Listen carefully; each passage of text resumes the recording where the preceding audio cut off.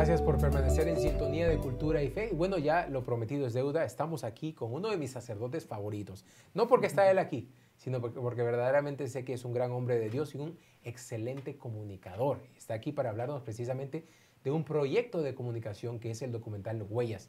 Le damos la bienvenida al padre Sergio Fita de la parroquia Santa Ana de Gilbert. Padre, ¿cómo está? Muy bien, muchas gracias por invitarme. Gracias por estar aquí con nosotros, acompañarnos, padre.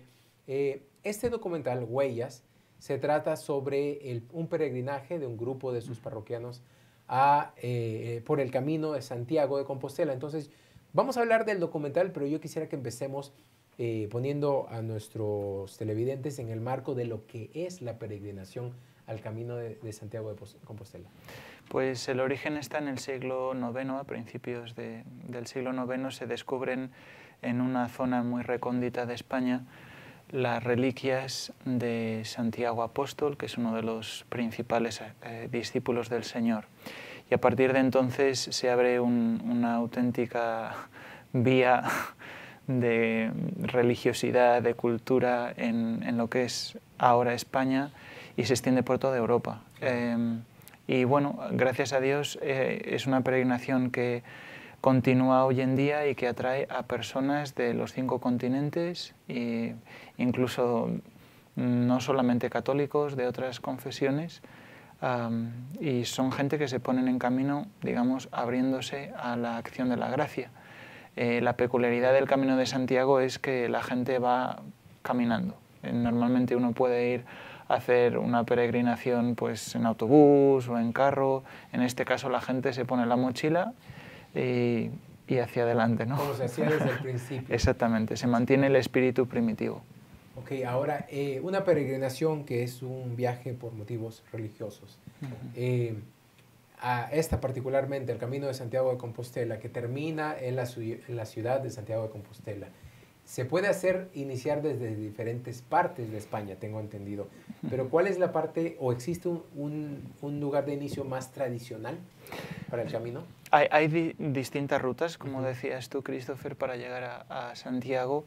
El 80% de los peregrinos optan por el que se llama el Camino Francés, que inicia en un pueblecito de los Pirineos, que está en Francia, aunque el primer día ya se cruza a la frontera.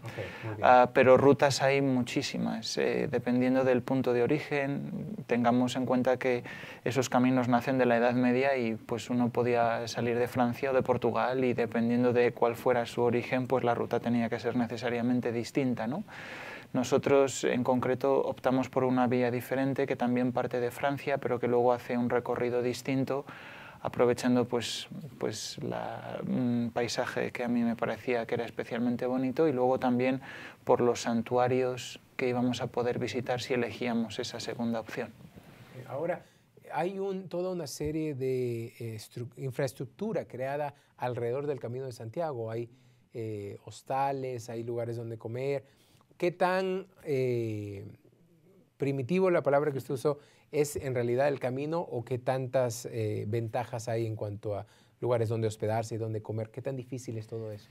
En las rutas más, digamos, transitadas hay un sistema que efectivamente hunde sus raíces de nuevo en la Edad Media. Existen los albergues de peregrinos, donde el caminante puede pasar la noche a un precio muy económico y donde pues, se le ofrece una comida básica, ¿no? Que muchas veces puede incluso ser gratis porque la gente voluntariamente desea realizar este ministerio de acogida. Depende un poquito de cuál sea pues, el camino que elijas hacer, ¿no? Y es bonito también, ¿no? Porque digamos que eso significa que la gente está acostumbrada a recibir a gente, claro, y además les ayuda en momentos de una especial necesidad, cuando uno está en un momento de agotamiento porque tiene una enfermedad, lo que sea, ¿no? Entonces ese es un ministerio que también últimamente la Iglesia ha intentado promover y darle una orientación también cristiana, que el peregrino cuando llegue a descansar también reciba la posibilidad de poder orar, de visitar una iglesia cercana y tener la Santa Misa, etcétera, ¿no? Es una ocasión de apostolado para la Iglesia realmente. ¿Cuánto puede durar el Camino de Santiago tradicionalmente, ¿no? Desde ahí, digamos, desde los Pirineos.